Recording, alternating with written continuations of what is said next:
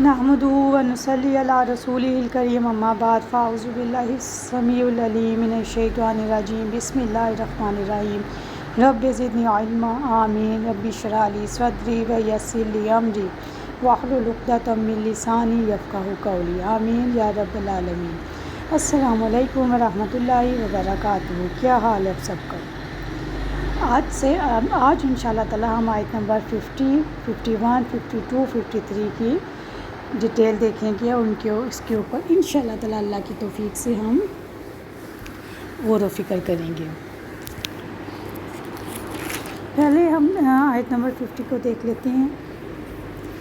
وَإِذْ، اور جب فرقنا، پھاڑا ہم نے، بکم، تمہارے لیے، البحر، سمندر کو، فَأَنجَيْنَاكُمْ، پھر نجات دی، پھر نجئی، نجات سے نکلا ہے، نجات دی، نہ ہم نے، کم، تم کو، وَأَغْرَقْنَا، نہ اگین آیا ہے ہم نے اور غرق کر دیا، غراقاف، غرق سے نکلے، اس کا روٹ ورڈ غرق ہے، غرق کرنا، ڈبو دینا، نہ ہم نے، اور غرق کر دیا ہم نے، آل فرعون کو، آل کہتے ہیں نسل کو، یعنی اس کے فرعون کے جتنے بھی ساتھی تھے سب کو، وَأَنْتُمْ، اور تم، تنظرون، دیکھ رہے تھے۔ یہاں پہ میں کلیئر کرتی چلوں کہ فرعون کا تو کوئی بیٹا نہیں تھا۔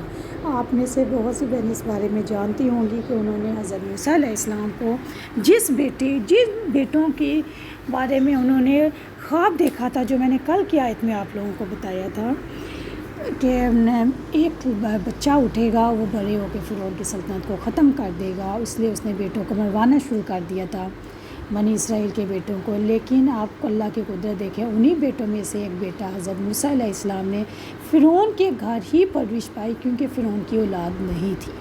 یہ ہے اللہ کے معجزے، یہ ہیں اللہ کی برکتیں اور اللہ کی پلاننگز، الحمدللہ۔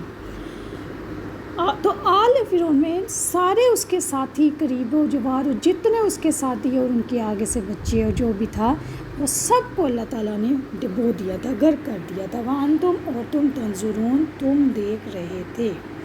وَإِذْ، اور جب، وعدنا، وعدہ کیا ہم نے، موسیٰ سے، 40 لیلتاً، راتوں کا، لیلہ رات کو کہتے ہیں، لیلہ رات کی جمع، ثم، پھر، اتخذتم، بنا لیا تم نے، العجل، بچھڑے کو، من بعد، بچھڑے کو معبود، من بعد، اس کے بعد، وانتم، اور تم، ظالمون، ظالم تھے۔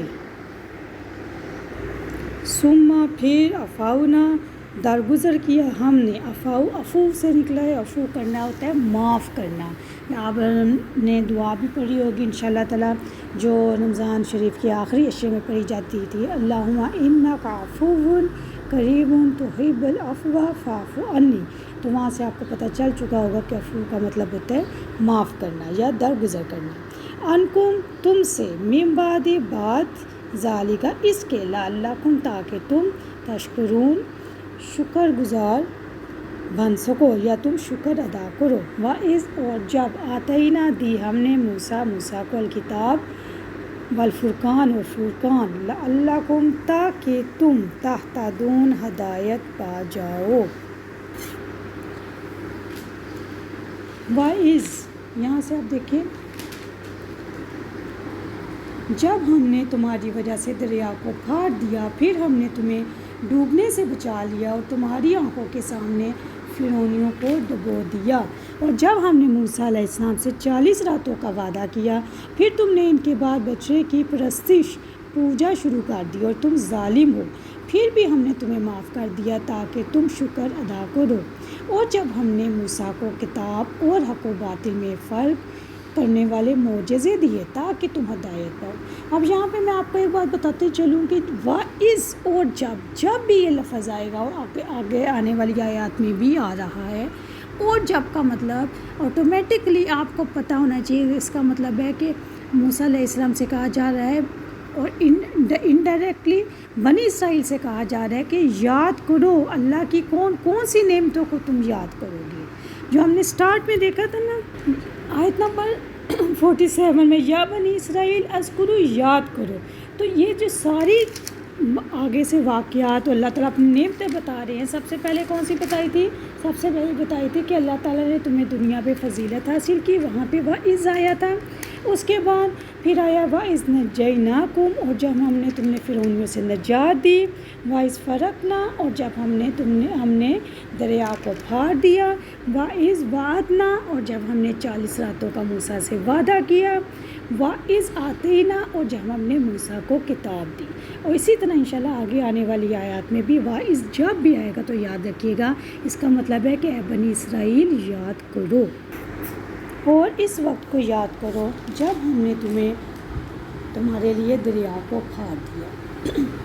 یہاں پہ اللہ تعالیٰ بنی اسرائیل کو یاد کروا رہے ہیں کہ ہم نے تمہیں فرعون کے پنجے سے چھڑایا، اس کی غلامی سے آزادی دلائی، اور تم موسیٰ علیہ السلام کے ساتھ نکل کھڑے ہوئے، اور فرعون بھی اپنی فوج کو لے کے تمہاری طرف بڑھا، تو ہم نے تمہارے لیے دریا کو پھاڑ کر اس کا پانی ٹھہرا دیا تاکہ تم پار ہو جاؤ. قرآن کریم میں یہ قصہ بہت سی جگہ پر موجود ہے، جس طرح کہ سورۃ الشورى میں بھی موجود ہے. اس کو ہم دیکھ لیتے ہیں. رب العزت نے اسی بارے میں سورۃ الشورى آیت نمبر 63 میں فرمایا، اور ہم نے موسیٰ کی طرف وحی کی کہ رات کے وقت میرے بندوں کو لے کر نکلو، پھر ان کے لیے سمندر میں سوکھا راستہ بنا لو، نہ تم تعقب کا خوف کھاؤ اور نہ تمہیں ڈر لگے. یہ ہے آیت نمبر سورۃ طٰہٰ کی آیت نمبر 77. اور اسی طرح سورۃ الشورى کی آیت نمبر 63 میں دیکھیں ترجمہ. حضرت موسیٰ علیہ السلام جب بنی اسرائیل کو مصر سے لے کے نکلے تو فرعون اور اس کے لشکروں نے ان کا پیچھا کیا. اس وقت دائیں بائیں پیچ یعنی بہت مشکل ترین پہاڑی سلسلے تھے جن کے اوپر سفر نہیں ہو سکتا تھا. پیچھے لشکر تھا اور سامنے سمندر. حضرت موسیٰ علیہ السلام کو حکم دیا گیا کہ سمندر پر اپنا عصا مارو. پیاری بہنوں، کہا یہ جاتا ہے کہ جب حضرت موسیٰ علیہ السلام بنی اسرائیل کو لے کر نکل گئے تو فرعون نے حکم دیا کہ طلوع فجر کے بعد ان کا تعاقب کیا جائے، ان کا پیچھا کیا جائے. طلوع فجر کے بعد فرعون اپنے لشکر کے ساتھ موسیٰ علیہ السلام کے تعاقب میں نکلا، اور موسیٰ علیہ السلام جو پہلے ہی دریا کے قریب پہنچ چکے تھے اور دریا پار کرنے کی فکر میں تھے، تو اللہ نے وحی کے ذریعے ان کو بتا دیا کہ اپنا عصا کہتے ہیں لاٹھی کو، اپنا عصا دریا پر مارو. آپ نے دریا پر عصا جو مارا تو دریا پھٹ گیا. جس طریقے سے آپ دیکھتے ہیں کہ ایک لائن درمیان میں کھنچ جاتی، اس طریقے سے دریا کی ایک سائڈ رائٹ سائڈ کا پانی رائٹ سائڈ پہ رک گیا، جم گیا، اور لیفٹ سائڈ کا لیفٹ پہ رک گیا، اور درمیان میں راستہ بن گیا. یعنی پانی راستوں کے دونوں طرف اس طریقے سے کھڑا ہو گیا جیسے آنی مضبوط دیوار ہے. اللہ اکبر. اللہ کے نبی علیہ السلام نے اپنے ساتھیوں کے ساتھ دریا کو پار کیا. جب آپ بالکل کنارے پر پہنچنے والے تھے، ابھی دریا کے اندر ہی موجود تھے، تو راستہ بنا ہوا موجود تھا. تو فرعون جو تھا وہ دریا کے کنارے پر پہنچ گیا.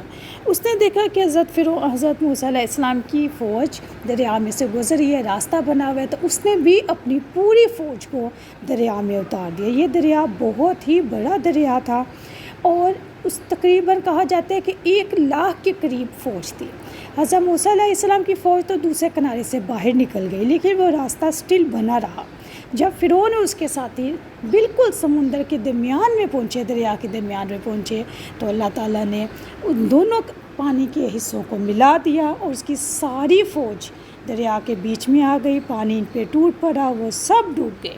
اسی وجہ سے اللہ نے فرمایا کہ ہم نے فرعون کو تمہاری آنکھوں کے سامنے ڈبو دیا. جب فرعون غرق ہو گیا تو پھر حضرت موسیٰ علیہ السلام اور ان کی قوم نے اس کا شکرانہ ادا کیا. اور وہ کیا طریقہ تھا کہ حضرت موسیٰ علیہ السلام ہر سال محرم کی 10 تاریخ کو روزہ رکھتے تھے، اور ان کی ساری بنی اسرائیل کی ساری قوم بھی. حضرت محمد صلی اللہ علیہ وسلم جب مدینہ آئے تو آپ نے یہودیوں کو محرم کی 10ویں تاریخ کا روزہ رکھتے دیکھا. تو آپ نے ان سے پوچھا کہ آپ لوگ یہ روزہ کیوں رکھتے ہیں؟ تو انہوں نے بتایا کہ یہ خوشی کا دن ہے، اس دن اللہ تعالیٰ نے یہودیوں کو ان کے دشمن سے نجات دی تھی. اب آپ کہیں گے کہ یہاں پہ یہودی کا ذکر کیوں آیا ہے، تو میں آپ کو ایکسپلین کرتی چلوں کہ بنی اسرائیل جو قوم تھی ان سے آگے جو قوم چلی، ان میں یہودا کی نسل سے قوم چلی تھی، اس لیے ان لوگوں کو یہودی کہا جاتا ہے. اور یہ وہی یہودی ہیں جو نسل در نسل چلتے ہوئے آج بھی موجود ہیں. حضرت موسیٰ علیہ السلام نے تو شکرانے کے طور پہ روزہ رکھا تھا، لیکن حضرت محمد صلی اللہ علیہ وسلم نے فرمایا کہ موسیٰ علیہ السلام کی سنت کا میں تم سے زیادہ حقدار ہوں۔ آپ صلی اللہ علیہ وسلم نے عاشورہ کو روزہ بھی رکھا اور دوسروں کو بھی حکم دیا۔ یہ ابن ماجہ کی حدیث ہے۔ اب یہاں پہ انہوں نے یہ کیوں کہا کہ موسیٰ علیہ السلام کی سنت کا حقدار ہوں؟ کیونکہ دیکھیں یہودیوں نے تو حضرت موسیٰ کی تعلیمات کو بھلا دیا، اس کتاب میں بھی تبدیلیاں کر دیں، توریت میں بھی، اور من گھڑت باتیں ڈال دی۔ لیکن چونکہ نبی ہوتے ہیں جو ایک دوسرے کے دینی بھائی ہوتے ہیں، اس لیے حضرت محمد صلی اللہ علیہ وسلم نے کہا کہ وہ میرے دینی بھائی ہیں، تو میں اس رسم کا، اس روزے کو رکھنے کا زیادہ حقدار ہوں۔ وَأَنْتُمْ تَنْظُرُونَ، اللہ تعالیٰ نے اور تم دیکھ رہے تھے، اس کا کیا مطلب ہے کہ اللہ تعالیٰ یہاں پہ یہ بتا رہے ہیں کہ دیکھیں تمہارے سامنے کیا تم دیکھتے نہیں کہ فرعون کو کیسے ڈبویا؟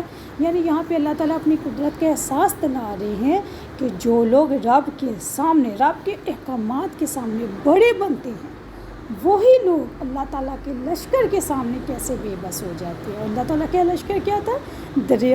دریا، یہ سمندر، یہ پانی، یہ پہاڑ، یہ آسمان، یہ زمین، پیاری بہنوں، سب اللہ تعالیٰ کا لشکر ہے، اللہ کے حکم کے پابند ہے۔